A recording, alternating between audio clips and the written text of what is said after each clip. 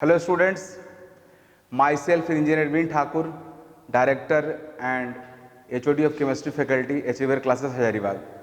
आज हम लोग इस वीडियो में केमिकल बॉन्डिंग स्टार्ट करने जा रहे हैं। Chemical bonding is the very important topic in inorganic chemistry. Inorganic chemistry के एक तरह से आप बोल सकते हो हार्ट है, मीन्स पूरे के पूरे इनऑर्गेनिक केमिस्ट्री केमिकल बॉन्डिंग से ही कंट्रोल होता है। केमिकल बॉन्डिंग में बहुत सारे ऐसे टॉपिक्स है जो काफ़ी इंटरेस्टिंग है और हमें डे टू डे लाइफ से कनेक्ट करता है। Everything will be discussed with a day to day life examples. मैं सबको कनेक्ट करूंगा और डे टू डे लाइफ से कनेक्ट करूंगा और एग्जाम्पल के साथ जो आप देखोगे। शुरू करते हैं केमिकल बॉन्डिंग को। केमिकल बॉन्डिंग स्टूडेंट्स को बहुत पहले से पढ़ते आना है, मीन्स आई थिंक 9th-10th से इसको बेसिक आइडिया दिया जाता है केमिकल बॉन्डिंग के बारे में।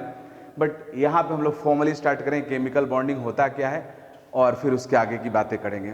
तो सबसे पहले केमिकल बॉन्डिंग क्या है, केमिकल बॉन्ड क्या है, बॉन्ड का मीनिंग क्या होता है। तो बॉन्ड का मीनिंग होता है अट्रैक्शन। जिसे डे टू डे लाइफ में है, आप किसी के साथ फ्रेंडशिप रखते हो, रियल लाइफ का और डे टू डे लाइफ का फ्रेंडशिप केमिस्ट्री की दुनिया का बॉन्ड है। बॉन्ड का मतलब हुआ अट्रैक्शन। अगर किसी दो पार्टिकल के बीच में, दो आइटम्स के बीच में अगर अट्रैक्शन है तो पक्का दोनों पास पास रहेगा। जो एक दूसरे को अट्रैक्ट करता है, इसका में जो एक दूसरे को अट्रैक्ट करता है वो एक दूसरे के पास रहना चाहता है। तो एक दूसरे के पास अगर कोई है तो बोलेंगे उनके बीच में क्या है जी, बॉन्ड है, जिसको हम लोग डे टू डे लाइफ में क्या बोलते हैं, फ्रेंडशिप बोलते हैं। उसी केमिकल बॉन्डिंग और केमिकल बॉन्ड का स्टडी हम लोग करने जा रहे हैं। मीन्स केमिकल बॉन्डिंग और chemical bond. Chemical bond, chemical bond का डेफिनेशन होता है it is force of attraction exist between atoms in a molecule. किसी मोलेकुल के एटम्स के बीच में जो फोर्स ऑफ अट्रैक्शन होता है वह कहलाता है केमिकल बॉन्ड और केमिकल बॉन्डिंग। केमिकल बॉन्ड का मीनिंग हुआ किसी मोलेकुल के एटम्स के बीच में जो फोर्स ऑफ अट्रैक्शन रहता है, जो फोर्स ऑफ अट्रैक्शन एटम्स को होल्ड करके साथ रखता है, उसी फोर्स ऑफ अट्रैक्शन को हम लोग केमिकल बॉन्ड बोलते हैं। Means it is force of attraction exist between atoms of a molecule which hold together atoms. Means जो एटम्स को एक साथ रखता है। मीन्स केमिकल बॉन्डिंग के डेफिनेशन की अगर हम लोग बात करें तो it is force of attraction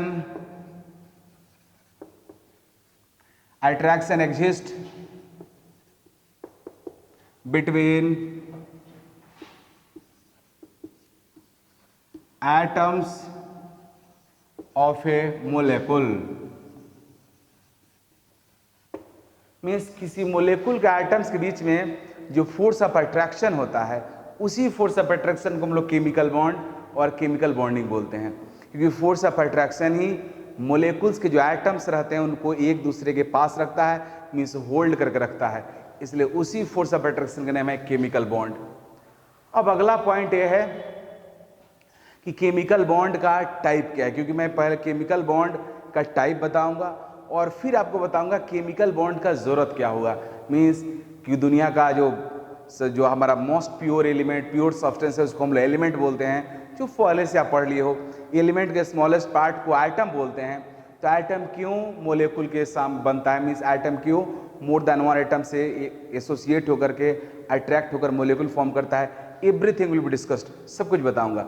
लेकिन उससे पहले सबसे पहले केमिकल बॉन्ड का टाइप क्या है, टाइप ऑफ केमिकल बॉन्ड अब हम लोग पढ़ने जा रहे हैं। Now type of covalent bond means कितने तरह का अट्रैक्शन हो सकता है, मीन्स कितने तरह से दो एटम एक दूसरे से एसोसिएट हो सकता है, उसका टाइप। तो टाइप ऑफ जो केमिकल बॉन्ड है उसका पहला है आयनिक बॉन्ड और इलेक्ट्रोवैलेंट बॉन्ड। आयनिक बॉन्ड क्या होता है, इलेक्ट्रोवैलेंट बॉन्ड क्या है, इसको मैं डिस्कस करूंगा आपसे। लेकिन अभी मैं टाइप बता रहा हूँ, आयनिक बॉन्ड और इलेक्ट्रोवैलेंट बॉन्ड दोनों सेम है। वैलेंट यहाँ पे वैलेंसी इस वर्ड आया, सो मैं वैलेंसी को डिफाइन करूंगा कि वैलेंसी होता क्या है। लेकिन अभी टाइप है तो आयनिक बॉन्ड, जिसको हम इलेक्ट्रोवैलेंट बॉन्ड भी बोलते हैं। सेकंड है कोवैलेंट बॉन्ड। सभी बॉन्डिंग में वैलेंसी वर्ड आता है, वैलेंट आता है, मीन्स वैलेंसी से वैलेंट हुआ, तो वैलेंसी तो नेसेसरी है जिसको मैं डिफाइन करूंगा। हालांकि मैं पीटी में भी वैलेंसी के बारे में कुछ आइडिया दिया हूँ आपको, बट यहाँ पे एग्जैक्टली हम लोग डिफाइन करेंगे वैलेंसी होता क्या है।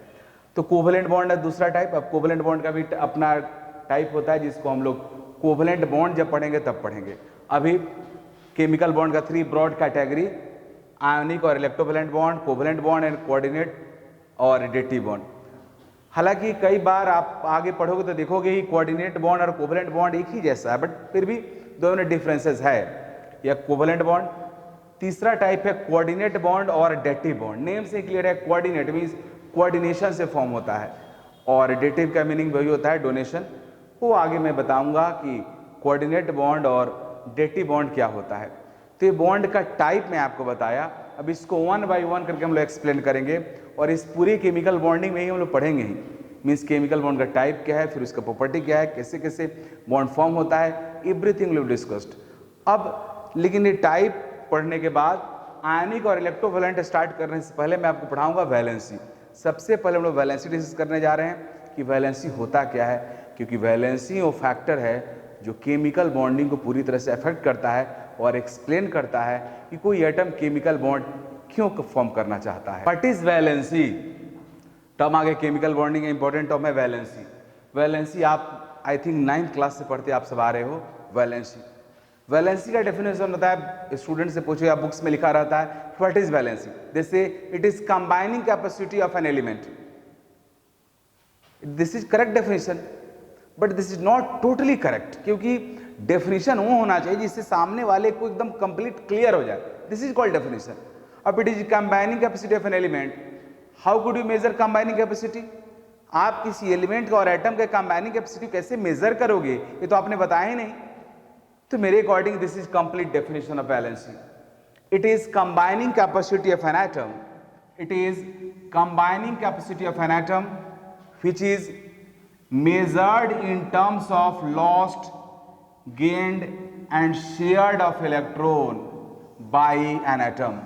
means यह कंबाइनिंग कैपेसिटी है, किसी एटम के कंबाइन करने का कितना कैपेसिटी है, मीन्स एक एटम दूसरे एटम से कितना कंबाइन कर सकता है, कितना एटम से कंबाइन कर सकता है, उसका मेजरमेंट है आपका वैलेंसी।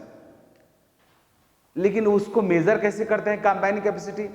तो कंबाइनिंग कैपेसिटी के मेजर करने का तरीका है इलेक्ट्रॉन का लॉस्ट, गेन्ड और शेयरिंग। मींस अगर कोई एटम में 1 इलेक्ट्रॉन लॉस किया है बॉन्डिंग ड्यूरिंग, तो बोलेंगे उसका वैलेंसी 1 है। If an atom gains 1 electron during bonding, then we can say valency of atom is also 1। If an atom share 1 electron in chemical bonding, then we can say valency of that atom is also 1।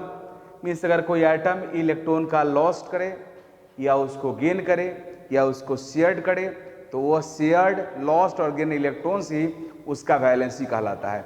Means we measured combining capacity of an atom in terms of lost, gain और shared of electrons. अब अगला point ये आता है कि valency तो हम लोगों ने डिफाइन कर दिया, लेकिन हम कैसे पता करते हैं कि कोई एटम कितने इलेक्ट्रॉन्स लॉस कर सकता है? Means how many electrons are lost by an atom, how many electrons are gained by an atom, how many electrons are shared by an atom, how could you decide? इसको decide कैसे हम लोग करेंगे? तो इसका स्टडी सबसे पहले Levi's नाम के साइंटिस्ट ने किया। लेविस, जिसको आगे चल के मैं आपको बताऊंगा लेविस डॉट स्ट्रक्चर और लेविस ऑक्टेट रूल। लेविस ने एलिमेंट्स का स्टडी किया बहुत डिटेल में, जो उस समय लेविस के स्टडी के टाइम में हमारे नोबल गैस एलिमेंट्स प्रेजेंट थे। फिर लेविस ने देखा कि जितने भी नोबल मीन्स ग्रुप 18 के जो एलिमेंट्स हैं, मीन्स नोबल गैस एलिमेंट्स उनको कहा जाता था, helium, neon, argon, krypton, xenon, radon. इसमें हीलियम को छोड़ करके हीलियम का आपका आउटर मोस्ट इलेक्ट्रॉन का 1s2 होता है।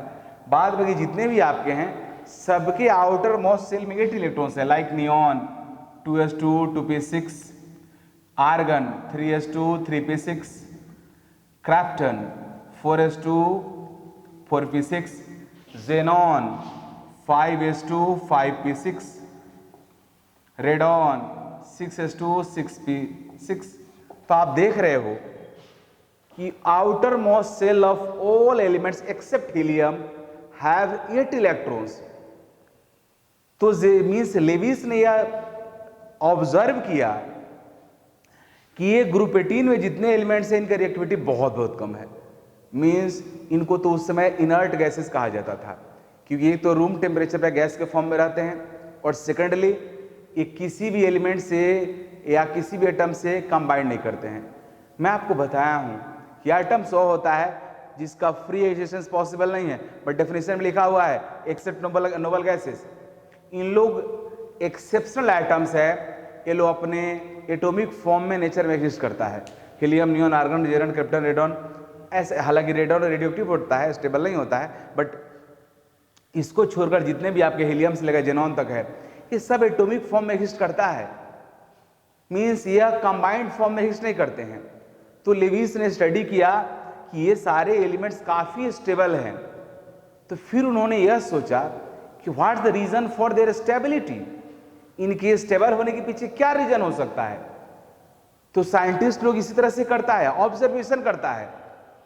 तो उन्होंने लेविस ने ऑब्जर्व किया कि देखा कि इसमें कॉमन क्या है, तो उन्होंने हीलियम को छोड़ करके रेस्ट सब में कॉमन देखा कि रेस्ट जितने भी नोबल गैस के एलिमेंट्स हैं सबके आउटर मोस्ट शेल में 8 इलेक्ट्रॉन्स है। तो लेविस ने इसके बेसिस पे अपना एक रूल कंक्लूड कर दिया, मींस, और बोला कि ऑल एलिमेंट्स अपने आउटर मोस्ट शेल में 8 इलेक्ट्रॉन्स रखना चाहता है। Means all elements have tendency to get 8 electrons in their outermost cell and this tendency is responsible for chemical bonding। यही टेंडेंसी एटम को केमिकल बॉन्डिंग के लिए प्रमोट करता है। क्यों जी? क्योंकि नोबल गैस एलिमेंट्स के आउटर मोस्ट सेल में 8 इलेक्ट्रॉन्स रहता है और वो स्टेबल होता है। इन लोग का रिएक्टिविटी बहुत कम रहता है। तो आपको तो पता है दुनिया में हर चीज का, वो आदमी हो या आर्टिकल पार्टिकल हो, लाइव हो या नॉन लाइव हो, मीन्स लिविंग हो या नॉन लिविंग ऑर्गेनिज्म हो, सबका टेंडेंसी क्या होता है? To get stability, to gain stability. सभी लोग उसी के पीछे भाग रहा है। इसलिए जो नेचर में है वही जो हम लोग के लाइफ में होता है, सेम नेचर में भी फिनोमेना होता है। तो हर एटम का टेंडेंसी रहता है कि वो स्टेबल हो। तो स्टेबल होने के लिए वो सब एटम आपका केमिकल बॉन्डिंग करता है। क्यों जी? क्योंकि नोबल गैस एलिमेंट्स के आउटर मोस्ट शेल में 8 रहता है, उतने इलेक्ट्रॉन्स को करना है। अब उसके लिए उनको क्या करना पड़ेगा? अगर मान लो किसी का आउटर मोस्ट शेल में 8 से कम इलेक्ट्रॉन है, मान लो 7 है, तो 1 इलेक्ट्रॉन गेन करके अपने आप को 8 बना लेगा। अगर किसी का आउटर मोस्ट शेल में 1 इलेक्ट्रॉन है, तो 1 इलेक्ट्रॉन से 7 गेन करना तो पॉसिबल है नहीं, तो क्या कर सकता है? 1 लॉस्ट कर सकता है। 1 इलेक्ट्रॉन लॉस्ट करके अपने आप को नोबल गैस कॉन्फ़िगरेशन ले सकता है, स्टेबल बना लेगा। अगर किसी एलिमेंट का आउटर मोस्ट शेल में 4 इलेक्ट्रॉन्स है, तो उनको पता है कि ना 4 लेना आसान है ना 4 देना आसान है, तो क्या है? 4 का शेयरिंग कर लेगा। मींस हर एलिमेंट अपने आउटर मोस्ट शेल में 8 इलेक्ट्रॉन्स करने के लिए या तो इलेक्ट्रॉन लॉस करता है, वरना इलेक्ट्रॉन गेन करता है, या इलेक्ट्रॉन का शेयरिंग करता है। This is called valency and number of electrons involve in such phenomenas are called valence electrons and this is also responsible for chemical bonding according to Lewis, and this law is called Lewis octet rule। Lewis ने यह rule जो बताया वो अपने experience के basis पे बताया। अब अगर कोई बच्चा मुझसे पूछे कि नोबल गैस एलिमेंट स्टेबल क्यों होता है, I have no answer, anyone has no answer. किसी के पास आंसर नहीं है, ना आज है ना कल होगा। लेविस के पास भी नहीं था, क्योंकि chemistry starts from here, chemistry से शुरू हुआ। लेविस ने ऑब्जर्व किया कि ऐसा है और फिर शुरू हुआ कहानी। इसलिए ये कोई नहीं बता सकता। अब उसका अलग अलग रीजन कोई बोल सकता है। अब जैसे मैं पढ़ाया हूं आपको कि एनर्जी इनका हाई होता है, इलेक्ट्रॉन लेने का टेंडेंसी कम होता है, वो बाद की बात है। पहले आया कि इनके आउटर मोस्ट शेल में 8 इलेक्ट्रॉन होने से ऐसा क्या हो जाता है कि स्टेबल हो जाते हैं। तो इसका आंसर किसी के पास नहीं है। आपको यहीं से शुरू करना है केमिस्ट्री। मींस केमिस्ट्री यहीं से शुरू होगा। मींस आउटर मोस्ट शेल में 8 इलेक्ट्रॉन्स है, इसका मीनिंग वो आउटर मोस्ट शेल में 8 इलेक्ट्रॉन्स है, मींस नोबल गैस आपका स्टेबल है। ये लेविस का ऑब्जर्वेशन था और इसी ऑब्जर्वेशन के बेसिस पे लेविस ने अपना प्रिंसिपल दिया, जिसको हम लोग पढ़ते हैं Lewis octet rule. Now we are going to discuss type of valency. Valency के 2 टाइप है, one electrovalency, another is covalency. Electrovalency हम लोग उस वैलेंसी को बोलते हैं जो वैलेंसी इलेक्ट्रोवैलेंट बॉन्ड और आयोनिक बॉन्ड के फॉर्मेशन के लिए रिस्पॉन्सिबल हो, और कोवैलेंसी इसको बोलते हैं जो कोवलेंट बॉन्ड के लिए रिस्पॉन्सिबल हो। अब इसको थोड़ा सा और मैं क्लियर आपको बता दूं। अगर कोई एटम बॉन्डिंग के ड्यूरिंग, किसी एटम से बॉन्ड फॉर्मने के ड्यूरिंग जितने इलेक्ट्रॉन का लॉस या गेन करता है वह उसका इलेक्ट्रोवैलेंसी कहलाता है। और कोई एटम केमिकल बॉन्ड के फॉर्मेशन के ड्यूरिंग जितने इलेक्ट्रॉन्स का शेयरिंग करता है वो उसका कोवैलेंसी कहलाता है, राइट। तो क्लियर हो गया, मीन्स इलेक्ट्रॉन लॉस्ट और गेन जो होता है वो इलेक्ट्रोवैलेंसी कहलाता है, और जितने इलेक्ट्रॉन्स का शेयरिंग करता है कोई एटम उसका कोवैलेंसी कहलाता है। इसको एग्जांपल्स देखते हैं। एज फॉर एग्जांपल सोडियम क्या आउटर मोस्ट सेल में कितने इलेक्ट्रॉन्स है जी? 281 है। क्लोरीन के आउटर मोस्ट सेल में कितने इलेक्ट्रॉन्स हैं? 287, राइट।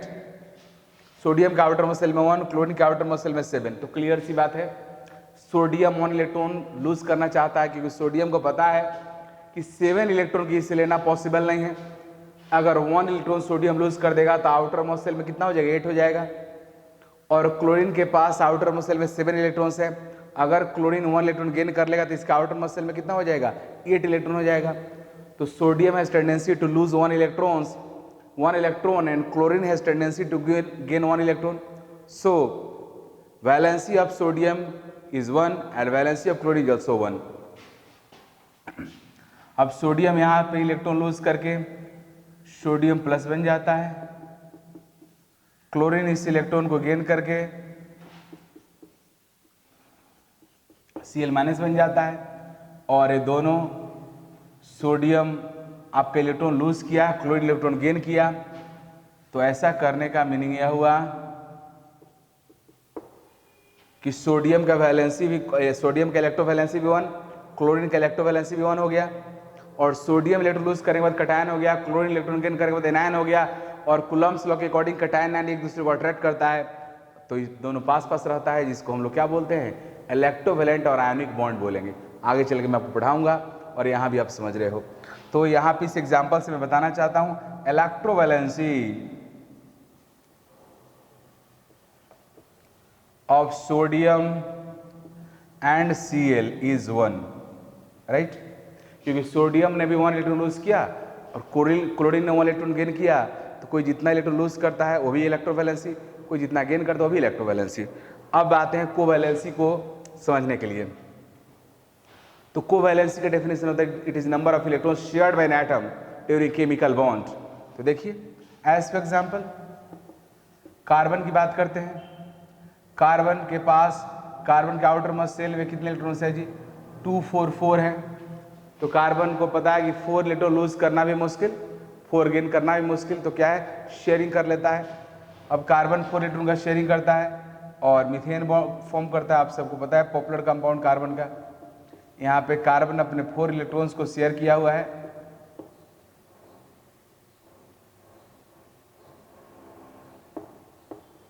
इसमें एक इलेक्ट्रॉन हाइड्रोजन का भी है, और इस तरह से कार्बन हाइड्रोजन के बीच का बॉन्ड है।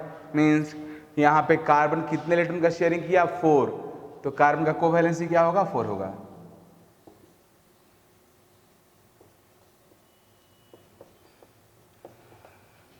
And how many electrons are shared by hydrogen atom?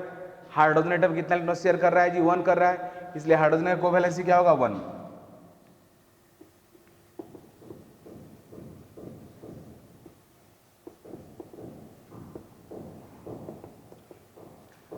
तो इस तरह से इलेक्ट्रोवैलेंसी और कोवैलेंसी हुआ। बट किसी एटम का मैक्सिमम कोवैलेंसी कितना हो सकता है, ये अनदर मैटर है, ये मैं आपको यहाँ नहीं बता सकता हूँ। जब मैं आपको कोवैलेंट बॉन्डिंग पढ़ाऊंगा डिटेल में, वहाँ बताऊंगा what is the meaning of maximum covalency. यहाँ नहीं, यहाँ इतना ही काफ़ी है कि कोवैलेंसी होता क्या है। कोवैलेंसी उस इलेक्ट्रॉन को बोलते हैं जो कोई एटम शेयरिंग करता है chemical bond formation during, and electrovalency उस इलेक्ट्रॉन को बोलते हैं जो कोई एटम इलेक्ट्रॉन लॉस करता है या गेन करता है केमिकल बॉन्ड फॉर्मेशन के ड्यूरिंग। अब इस बेसिस पे हम लोग वैलेंसी निकालते हैं जनरल टर्म। मींस किसी ग्रुप के एलिमेंट का वैलेंसी कैसे निकालेंगे वो मैं आपको बताऊंगा। Means group 1, group 2, group 3, group 4 element का कॉमन वैलेंसी क्या होगा वो मैं आपको बताने जा रहा हूँ on the basis of this fact. Valency और वैलेंस इलेक्ट्रॉन में क्या रिलेशन है, अब इससे मैं आपको बता रहा हूँ। तो देखो जी, वैलेंस इलेक्ट्रॉन बोलते हैं हम लोग, ऐसे normally valence electron means electrons present in outer most cell of an atom, but exactly correct नहीं है। कई बार आप देखोगे कि डी ब्लॉक और ए ब्लॉक एलिमेंट्स जो रहते हैं उनके आउटर मोस्ट सेल के अलावा जो इनर सेल आपका इनर सेल का डी सब सेल कंप्लीटली फिल नहीं रहता है। इनकम्प्लीटली फिल्ड होने की वजह से इनर सेल के डी सबसेल का इलेक्ट्रॉन भी बॉन्डिंग में पार्टिसिपेट करता है, जिसकी वजह से आउटर मोस्ट सेल का इलेक्ट्रॉन के साथ साथ इनकम्प्लीटली फिल्ड डी ऑर्बिटल का इलेक्ट्रॉन भी वैलेंस इलेक्ट्रॉन के तौर पे काउंट होने लगता है। इसलिए अगर हम एग्जैक्ट बात करें वैलेंस इलेक्ट्रॉन का, तो वैलेंस इलेक्ट्रॉन होगा electrons present in outer most cell plus incomplete cell electron, means electron present in outer most cell plus incomplete cell electron, दोनों के सम को हम लोग बोलते हैं वैलेंस इलेक्ट्रॉन। अब एज फॉर एग्जाम्पल इसको आप देख लो थोड़ा, जैसे मान लो आपने सोडियम लिया तो 1s2 2s2 2p6 3s1, इसका आउटर मोस्ट सेल क्या है जी 3 है, तो आउटर मोस्ट सेल के पहले जितने भी सेल हैं उसमें इलेक्ट्रॉन कंप्लीटली फिल्ड है।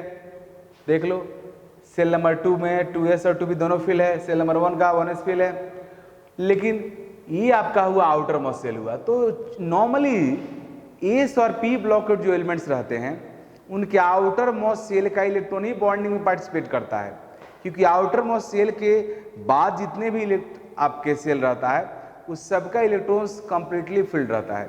मीन्स जितने भी आपके इनर सेल्स हैं, आउटर मोस्ट सेल के बाद जितना भी सेल बचा सबको हम लोग इनर सेल्स बोलते हैं। इनर सेल्स कंप्लीटली फिल्ड रहता है और कंप्लीटली फिल्ड रहने की वजह से वो लोग बॉन्डिंग में पार्टिसिपेट नहीं करता है, इसलिए उनको हम लोग वैलेंस इलेक्ट्रॉन के तौर पे काउंट नहीं करते हैं। इसलिए यहाँ पे आउटर मोस्ट सेल 3 है, आउटर मोस्ट सेल 3 में 1 इलेक्ट्रॉन है, तो वैलेंस इलेक्ट्रॉन कितना होगा, सोडियम का 1 होगा। उसी तरह से अगर आप पी ब्लॉक का कोई नाइट्रोजन मान लो तो क्या होगा 1s2 2s2 2p3, outer most cell यहाँ पे क्या है P2 है, आउटर मोस्ट सेल 2 है जिसका 2s सबसेल तो कंप्लीटली फिल्ड है बट 2p कंप्लीटली फिल्ड नहीं है। तो यहाँ पे आउटर मोस्ट सेल 2 में कितने इलेक्ट्रॉन्स है 5 है। और हम लोग देखो ये एक और बात, आउटर मोस्ट सेल को देखते हैं सबसेल को नहीं। कोई पूछेगा कि नाइट्रोजन का वैलेंस इलेक्ट्रॉन कितना है तो 3 नहीं बोलोगे 5 बोलोगे, because we see outer most cell electrons. तो आउटर मोस्ट सेल तो 2 ही हुआ, आउटर मोस्ट सेल के आपका सेल नंबर 2 के 2s सबसेल में 2 है और 2p सबसेल में 3 है, तो टोटल सेल नंबर 2 में इलेक्ट्रॉन्स कितना हुआ 5 हुआ। सो नाइट्रोजन का वैलेंस इलेक्ट्रॉन 5 हो गया इस तरीका से। बट अगर आप आ जाते हो आप स्कैंडियम के पास, तो इसका आउटर मोस्ट सेल का अगर पूरा इलेक्ट्रॉनिक कन्फर्मेशन लिखो 21 एटॉमिक नंबर होता है 1s2 2s2 2p6 3s2 3p6 3d 4s2 3d1। तो आउटर मोस्ट सेल तो यहाँ पे आपका 4s है, मतलब आउटर मोस्ट सेल 4s नहीं, आउटर मोस्ट सेल तो 4 है, तो आउटर मोस्ट सेल 4 में 2 ही इलेक्ट्रॉन है, तो स्कैंडियम का वैलेंस इलेक्ट्रॉन 2 होना चाहिए, लेकिन नहीं, स्कैंडियम का वैलेंस इलेक्ट्रॉन 3 होगा, क्योंकि आउटर मोस्ट सेल के पहले वाला जो डी सबसेल है वो कंप्लीटली फिल्ड नहीं है। कंप्लीटली फिल्ड कब होता है, जो उसमें 10 इलेक्ट्रॉन्स होता है। कंप्लीटली फिल्ड नहीं होने की वजह से यहाँ पे डी के इलेक्ट्रॉन को भी वैलेंस इलेक्ट्रॉन में काउंट करेंगे और स्कैंडियम का वैलेंस इलेक्ट्रॉन का नंबर हो जाएगा 3। तो इस तरीका से आप समझ सकते हो कैसे वैलेंस इलेक्ट्रॉन वैलेंसी में वेरिएशन आता है। अब मैं आपको बताने जा रहा हूं कि वैलेंस इलेक्ट्रॉन से वैलेंसी कैसे निकालेंगे। तो वैलेंस इलेक्ट्रॉन्स निकालने का तरीका मैं बता दिया, अब मैं बता रहा हूं कि वैलेंसी वैलेंस इलेक्ट्रॉन से कैसे निकलेगा। तो इसमें 2 केस में डिवाइड किए हुए हैं। केस 1 में है if valence electron less equal to 4 then valency is equal to valence electron. अगर आपके एटम के वैलेंस इलेक्ट्रॉन का नंबर 4 या 4 से कम है तो उसका वैलेंस इलेक्ट्रॉन ही वैलेंसी होगा। As for example sodium 281 outer most cell में 1 इलेक्ट्रॉन मींस वैलेंस इलेक्ट्रॉन 1 है तो वैलेंसी 1 हो गया। मैग्नीशियम 282 आउटर मोस्ट सेल में 2 इलेक्ट्रॉन्स है मींस वैलेंस इलेक्ट्रॉन 2 है तो वैलेंसी भी 2 हो गया। एल्युमिनियम आउटर मोस्ट सेल में 3 इलेक्ट्रॉन्स है मींस वैलेंस इलेक्ट्रॉन 3 है तो वैलेंसी 3 हो गया। आपका कार्बन 24 आउटर मोस्ट सेल में 4 इलेक्ट्रॉन्स है मींस वैलेंस इलेक्ट्रॉन 4 हुआ तो इसका वैलेंसी 4 हो गया। अब ऐसा हम लोग क्यों इस तरह से एस्टिमेशन क्यों करते हैं, तो उसके पीछे रीजन रहता है कि 8 इलेक्ट्रॉन्स हमारा बाउंड्री है मींस 8 इलेक्ट्रॉन्स आते ही हमारा एटम के पास नोबल गैस कॉन्फ़िगरेशन आ जाएगा और वो स्टेबल हो जाएगा। तो उसका आधा 4 रखा हुआ है। तो अगर 4 तक इलेक्ट्रॉन है, 4 से अगर कम है तो एटम के पास टेंडेंसी होगा इलेक्ट्रॉन लूज करने का ही। इसलिए जितने उसके पास वैलेंस, जितना आउटर मोस्ट शेल में इलेक्ट्रॉन है वो वैलेंस इलेक्ट्रॉन हो गया, वैलेंसी हो गया। बट जब एटम के पास 4 से ज़्यादा इलेक्ट्रॉन रहता है तो उसको गेन करने का टेंडेंसी बढ़ जाता है। जैसे मान लो 5 आ गया, तो अब उसको गेन 3 करना है ऑक्टेट फुलफिल करने के लिए और लूज 5 करना है, तो विच इज ईजियर जी, तो गेन करना आसान है। इसलिए जैसे ही इलेक्ट्रॉन का नंबर 4 से ज़्यादा होता है, अब हम लोग सोचने लगते हैं कि अब उसको इलेक्ट्रॉन गेन करना है। लेकिन अगर 4 या 4 से कम है तो सोचते हैं कि एटम इलेक्ट्रॉन लूज कर सकता है, इसलिए जितना उसके पास वैलेंस इलेक्ट्रॉन है वही वैलेंसी हो जाता है। बट जैसे ही एटम का वैलेंस इलेक्ट्रॉन का नंबर 4 से ग्रेटर होता है, अब वैलेंसी का 2 वैल्यू हो जाता है, एक खुद वैलेंस इलेक्ट्रॉन और दूसरा 8 minus valence electron. Like phosphorus 5 और 3 दोनों होगा, लाइक सल्फर 6 और 2 दोनों होगा। इसके अलावा डी ब्लॉक एलिमेंट्स के पास बहुत ज़्यादा वेरिएबल वैलेंसीज होता है। वो वैलेंसी क्या क्या होता है, everything will be discussed in D N A block elements. जहाँ डी एन ए ब्लॉक पढ़ाऊंगा वहाँ बताऊंगा, क्योंकि वैलेंसी का एक बेसिक आइडिया था, यह एग्जैक्ट नहीं है। वैलेंसी के बारे में बहुत सारी बातें आपको पढ़ना होगा, आगे कई जगह पे वैलेंसी मैं आपको पढ़ाऊंगा, लेकिन this is basic idea you are needed to study chemical bonding. Chemical bonding पढ़ने से पहले ये बात आपको पता होना चाहिए था, जरूरी था जो मैं आपको बताया। अब हम लोग फॉर्मूले शुरू करने जा रहे हैं। Chemical bonding means electrovalent bond means ionic bond क्या होता है मैं आपको बताने जा रहा हूँ। हेलो स्टूडेंट्स, इलेक्ट्रोवैलेंट और आयोनिक बॉन्ड पढ़ने से पहले लिविस ऑक्टेट रूल को पढ़ना जरूरी है। हालांकि मैं पहले बता चुका हूँ आपको, बट उसका डेफिनेशन में फॉर्मूले लिखवा दे रहा हूँ आपको और लिख भी दे रहा हूँ। Lewis octet rule, the tendency of atom, the tendency of atom to achieve 8 electrons in its outermost shell is called Lewis octet rule. In other words, दूसरे शब्दों में भी बोल सकते हैं हम लोग, every atom has tendency to achieve noble gas configuration is called Lewis octet rule, right? This is responsible for chemical bonding. Means Lewis octet rule is responsible for chemical bonding और रिएक्टिविटी ऑफ एन एटम। कोई भी atom chemical bond इसलिए form करता है क्योंकि वो अपने outer most cell में 8 इलेक्ट्रॉन चाहता है, अपने आउटर मोस्ट सेल का कॉन्फ़िगरेशन नोबल गैस जैसा करना चाहता है, क्योंकि उस फॉर्म में जाने के बाद वो स्टेबल हो जाएगा, उसका रिएक्टिविटी कम हो जाएगा। और आगे मैं बताऊँगा, पहले से ही बताते आया हूँ, कहीं भी सिस्टम में अगर स्टेबिलिटी बढ़ रहा है तो क्या घटता है जी, पोटेंशियल एनर्जी। सिस्टम जितना ज़्यादा स्टेबल होगा उसका पोटेंशियल जितना ही लो होगा। ये बातें आगे और ज़्यादा मैं इम्फेसाइज करके बोलूँगा, बट अभी लेविस ऑक्टेट रूल यही है कि सभी एटम चाहता है कि आउटर मोस्ट शेल में वही कॉन्फ़िगरेशन हो जो हमारे नोबल गैस के है, और इस वजह से बॉन्ड फॉर्म करता है। अब हम लोग फॉर्मूले शुरू कर रहे हैं, इलेक्ट्रोवैलेंट बॉन्ड और आयनिक बॉन्ड। आयनिक बॉन्ड और इलेक्ट्रोवैलेंट बॉन्ड। आयनिक बॉन्ड का डेफिनेशन होता है कि आयनिक बॉन्ड केमिकल बॉन्ड का वह पार्ट है जहाँ पे इलेक्ट्रॉन की एक्चुअल ट्रांसफॉर्मेशन से, इलेक्ट्रॉन के एक्चुअल ट्रांसफर से बॉन्ड फॉर्म होता है। Means it is formed by actual transfer of electrons. यहाँ पे वन एटम से इलेक्ट्रॉन ट्रांसफर होकर दूसरे एटम में जाता है और जिसकी वजह से यहाँ बॉन्ड फॉर्म होता है। एज फॉर एग्जाम्पल देखिए, as for example sodium, sodium का इलेक्ट्रॉनिक कन्फर्मेशन आपका है 281, ऐसे हम लोग इलेक्ट्रॉन के टर्म्स में लिखते हैं। तो मीन्स सोडियम के आउटर मोस्ट शेल में 1 इलेक्ट्रॉन है। अब यह 1 इलेक्ट्रॉन लूज करना चाहता है कि जैसे ही 1 इलेक्ट्रॉन लॉस्ट करेगा इसका आउटर मोस्ट शेल में कितना हो जाएगा, 8 हो जाएगा। अगर आप कॉन्फ़िगरेशन वाइज देखो तो 1s2, 2s2, 2p6, 3s1। Chlorine के आउटर मोस्ट शेल में 287 मीन्स आउटर मोस्ट शेल में 7 इलेक्ट्रॉन है, ये 1 गेन करेगा तो 8 हो जाएगा। तो सोडियम को 1 इलेक्ट्रॉन लूज करने का बहुत टेंडेंसी रहता है, क्लोरीन को 1 गेन करने का रहता है। सोडियम 1 इलेक्ट्रॉन जब लूज करेगा तो सोडियम प्लस हो जाता है, क्लोरीन जब 1 इलेक्ट्रॉन गेन करेगा तो Cl माइनस हो जाता है।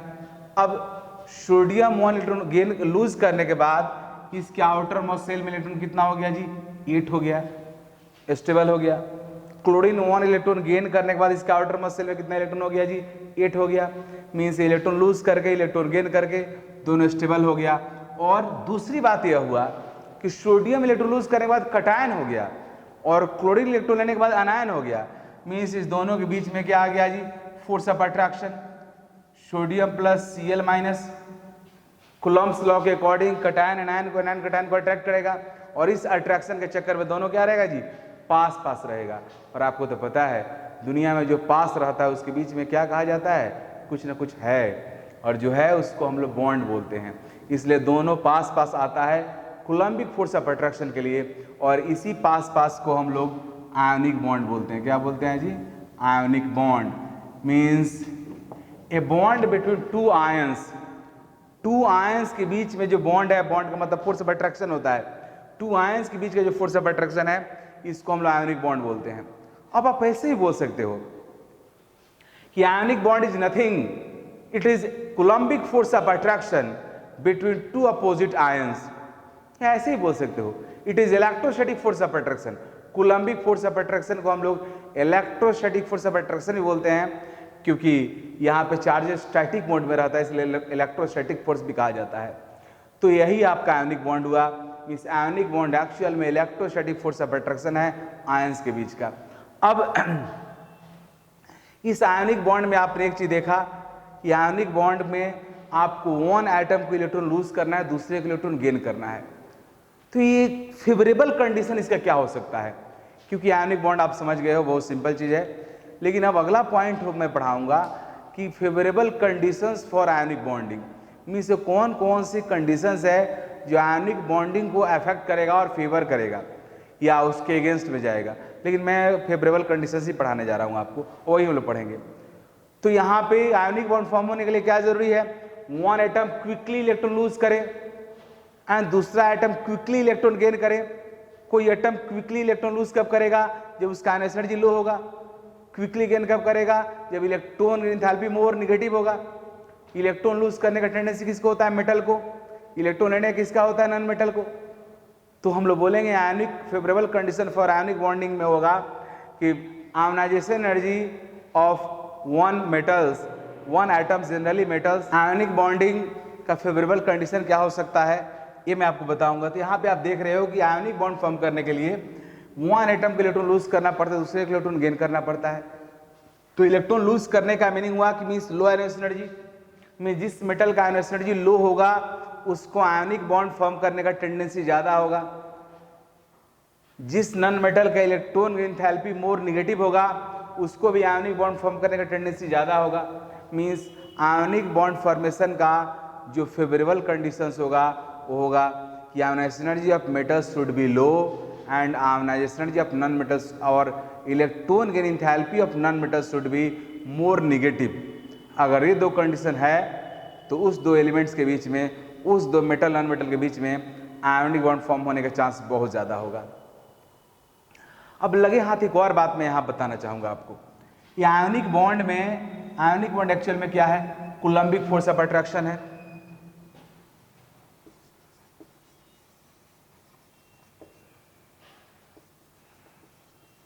Force of attraction, Coulombic force of attraction है आयोनिक बॉन्ड एक्चुअल में। अब जिसको हम लोग इलेक्ट्रोस्टैटिक फोर्स ऑफ अट्रैक्शन भी बोलते हैं।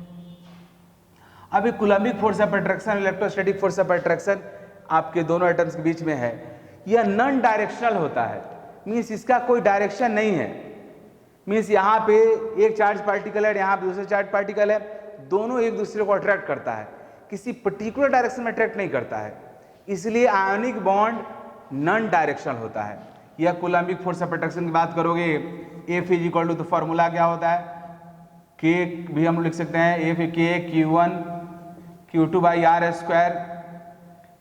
मैं वे भी बताया था कि इसको आप ऐसे भी लिख सकते हो 1/4 pi epsilon naught Q1 Q2 by R square, ये भी लिख सकते, दोनों है फॉर्मूला।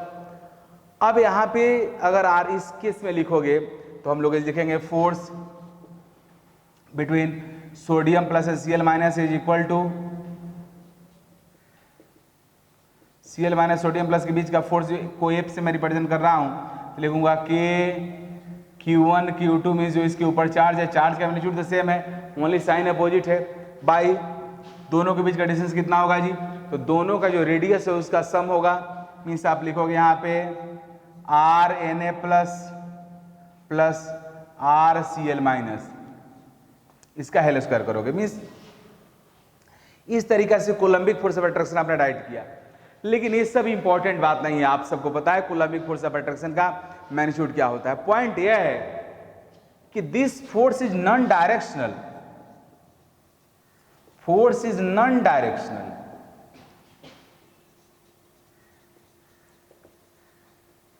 फोर्स नॉन डायरेक्शनल होता है, किसी पर्टिकुलर डायरेक्शन में नहीं होता। मीन्स अगर यहाँ पे सोडियम प्लस रखा हुआ है और यहाँ Cl माइनस है तब भी वो इसे ही अट्रैक्ट करेगा, यहाँ Cl माइनस होगा तब भी इसे ही अट्रैक्ट करेगा, यहाँ होगा तब भी तो इसे ही अट्रैक्ट करेगा। मीन्स किसी भी डायरेक्शन में अगर आप उतना डिस्टेंस पे Cl माइनस को रखोगे तो सोडियम प्लस और Cl माइनस के बीच का फोर्स ऑफ अट्रैक्शन सेम होगा।